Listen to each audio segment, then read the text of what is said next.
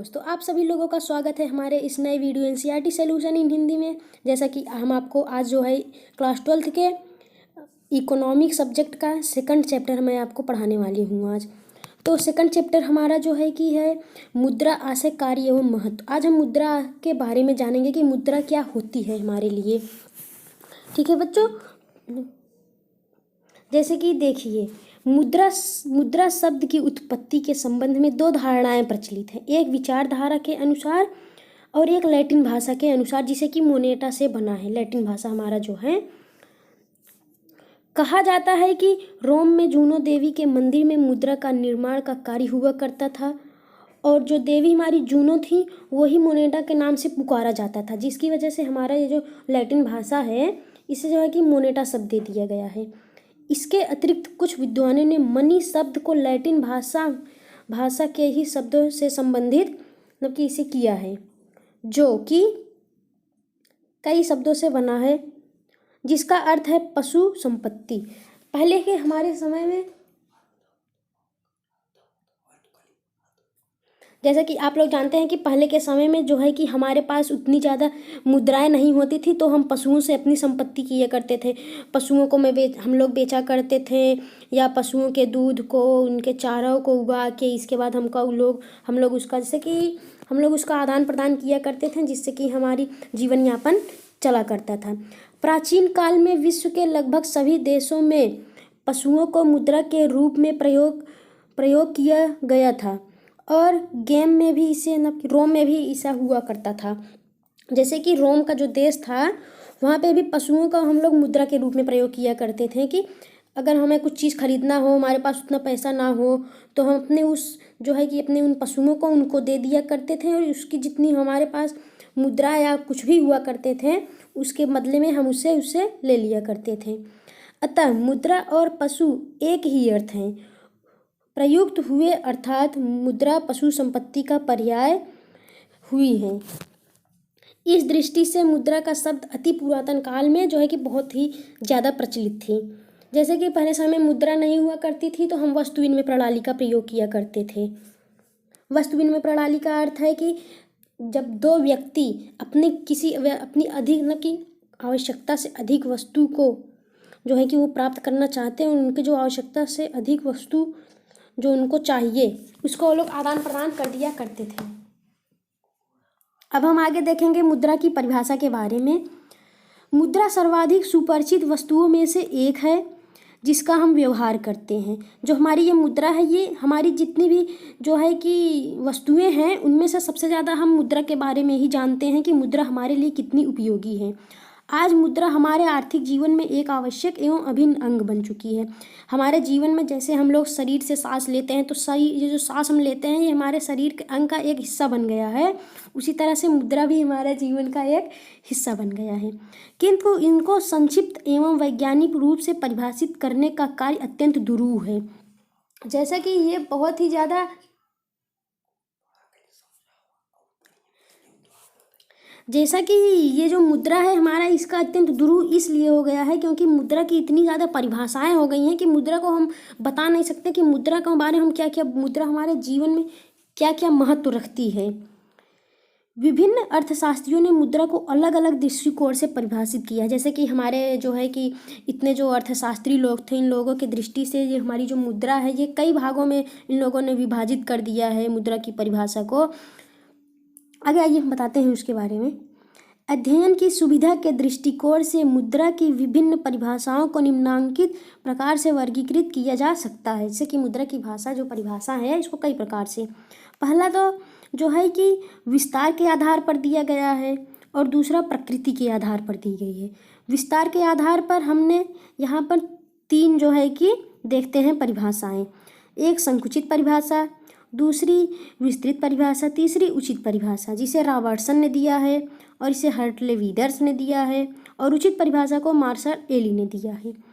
और जो हमारी प्रकृति के आधार पर दी गई परिभाषा है ये जो है कि वर्णनात्मक परिभाषा है, और दूसरा जो है वैधानिक परिभाषा के माध्यम से दिया गया है, और तीसरा जो है सामान्य स्वीकृत के आधार पर, जिसे कि हमारे कैंट, एली, सेलिगमैन इन्होंने दिया है। आइए हम आगे बात करते हैं। अब विस्तार के आधार पर जो दी गई परिभाषा है उसके बारे में हम थोड़ा जान लेते हैं। पहला तो हमारा था संकुचित परिभाषा। इस वर्ग में प्रमुख रूप से रॉबर्टसन द्वारा प्रस्तुत की गई परिभाषा को रखा जाता है। रॉबर्टसन तथा उनके समर्थकों का विचार है कि विस्तृत क्षेत्र में भुगतान के लिए स्वीकार की जाने वाली वस्तु मुद्रा है।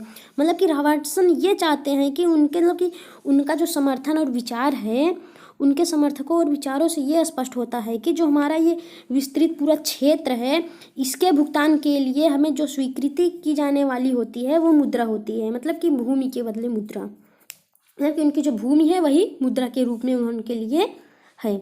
जैसे कि भूमि तो आप लोग जानते ही हैं, भूमि अगर रहेगी तो हमारे जीवन काल में अगर कोई समस्या आई या किसी प्रकार की कोई अनहोनी हुई तो हम भूमि को अपना बेच करके अपना जीवन यापन कर सकते हैं।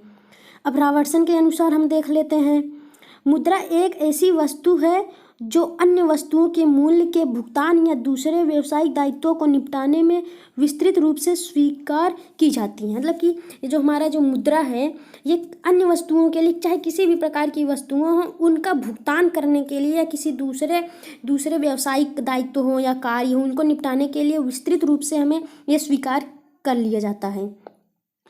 यदि रॉबर्टसन की परिभाषा का विश्लेषण किया जाए तो केवल धातु मुद्रा को ही मुद्रा में सम्मिलित किया जाता है।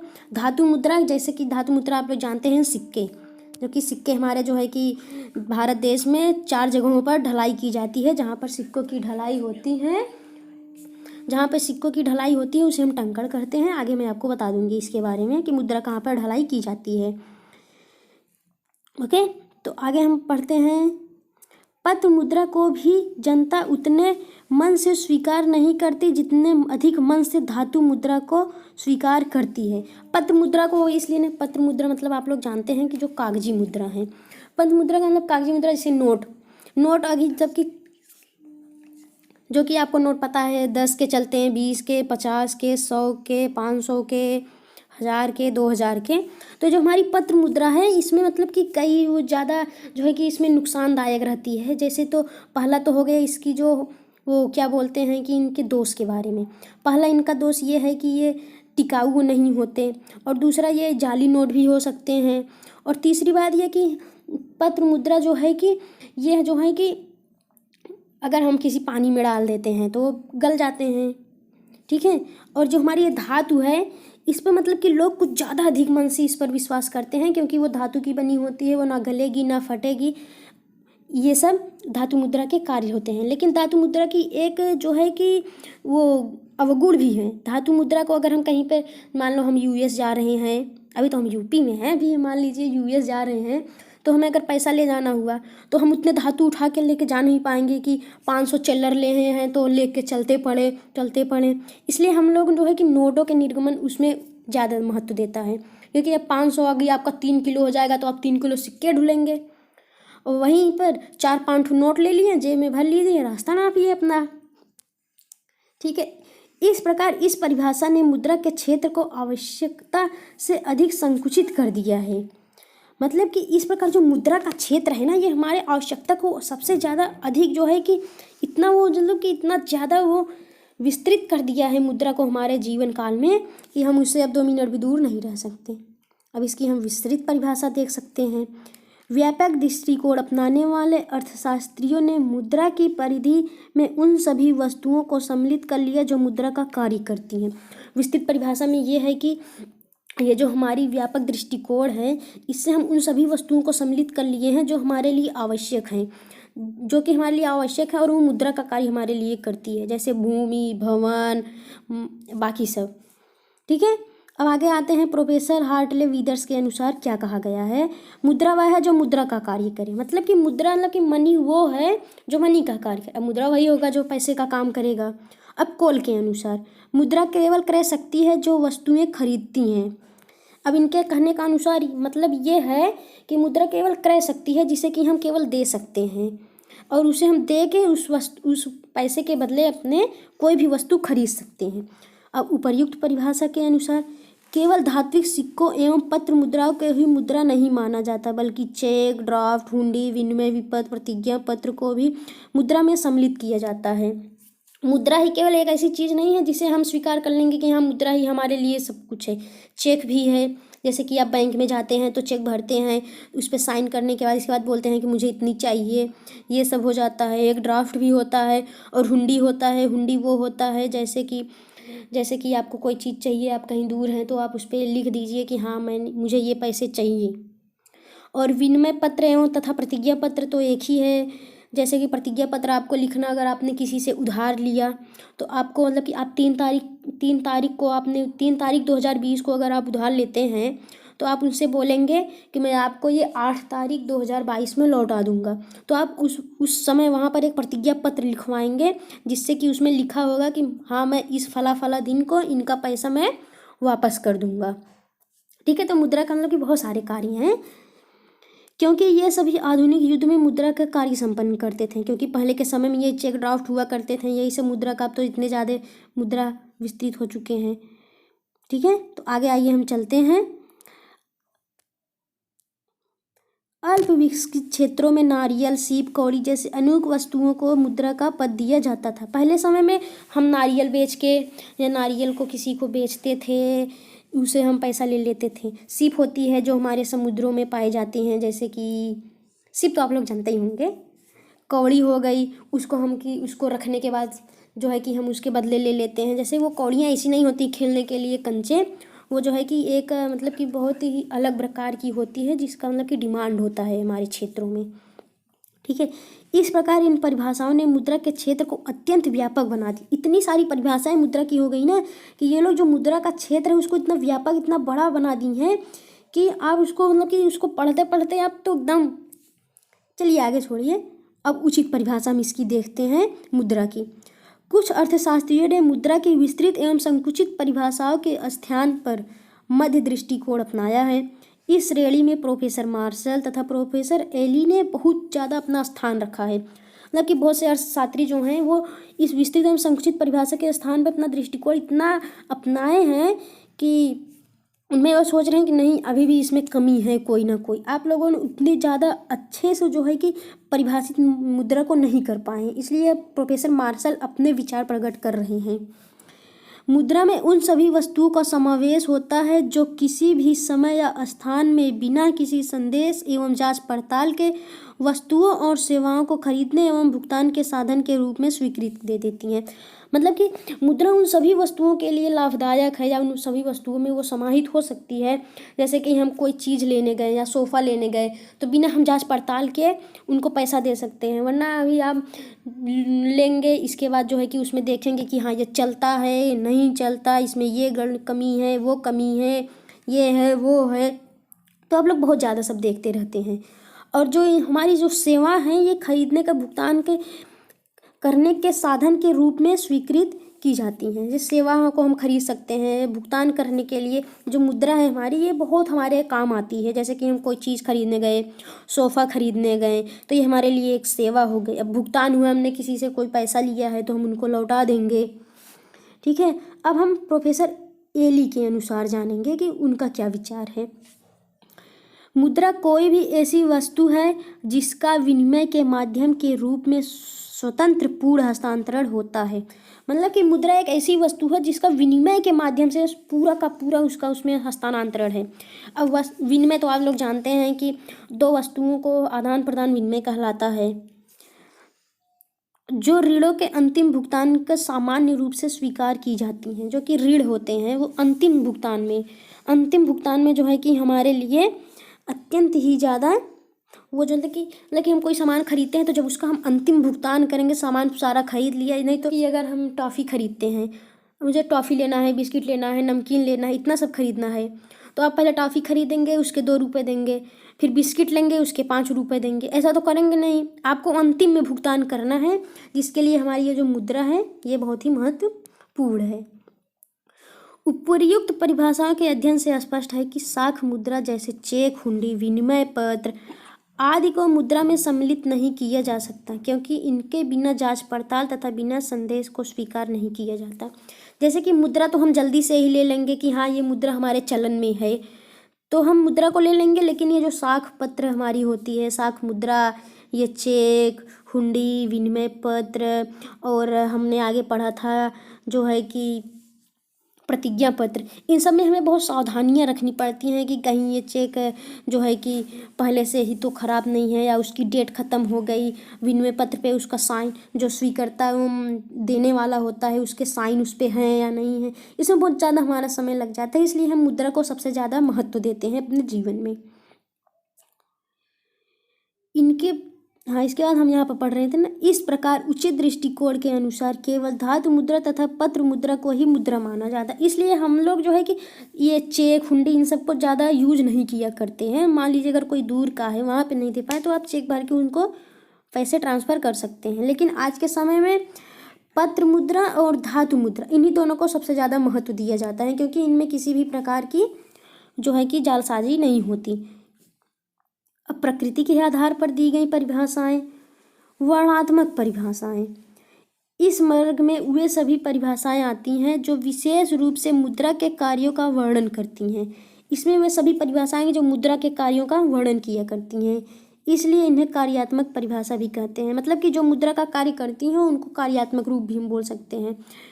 मुख्य वर्णनात्मक परिभाषाएं अग्रलिखित हैं। आइए आगे चलते हैं।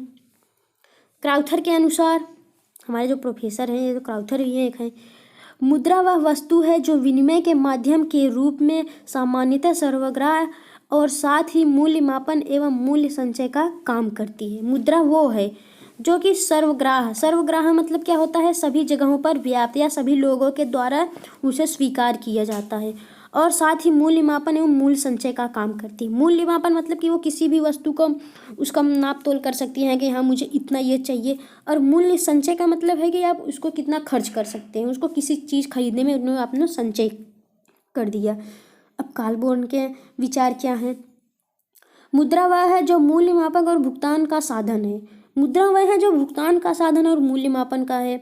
आपने किसी वस्तु को माप के खरीदा, इसके बाद उसमें आपने मुद्रा को दे दिया, और भुगतान के साधन में आपने दे दिया।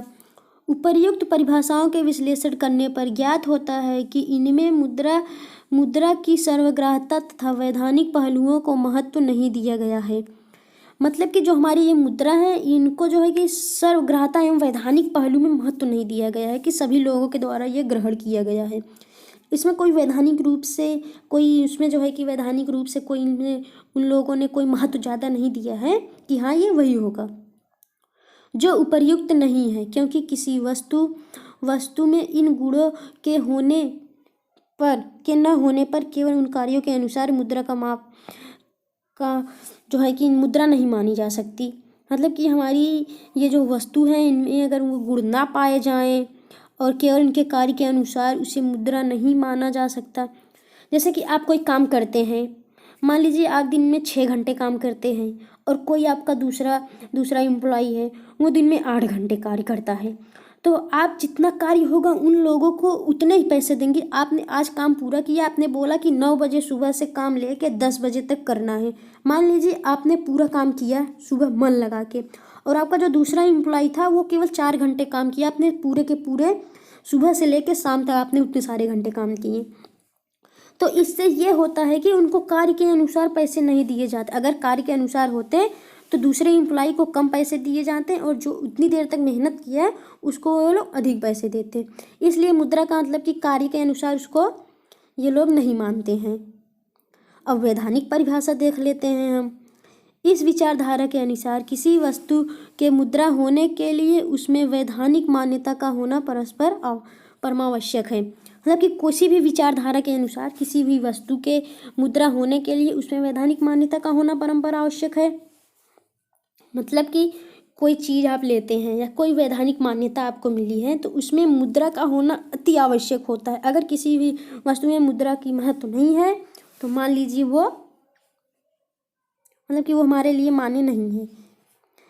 इस मत के प्रतिपादक जर्मनी के प्रोफेसर नैप तथा ब्रिटिश अर्थशास्त्री ने दिया है। अब प्रोफेसर नैप के अनुसार हम जान लेते हैं, कोई भी वस्तु जो राज्य द्वारा मुद्रा घोषित कर दी जाती है मुद्रा कहलाती है।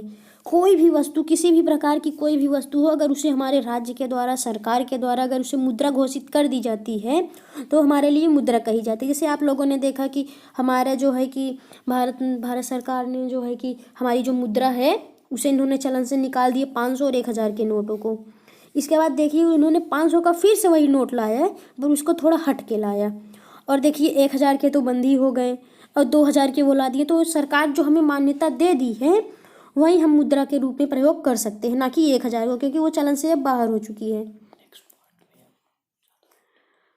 प्रोफेसर हार्ट्रे के अनुसार मुद्रा के दो पहलू होते हैं। प्रथम यह हिसाब की एवं दूसरी विधिग्रह की। पहली तो होती है जो हिसाब के लिए होती है मुद्रा, और दूसरी विधिग्रह के लिए कि किस प्रकार से उसका प्रयोग करना है, किस प्रकार से नहीं करना है।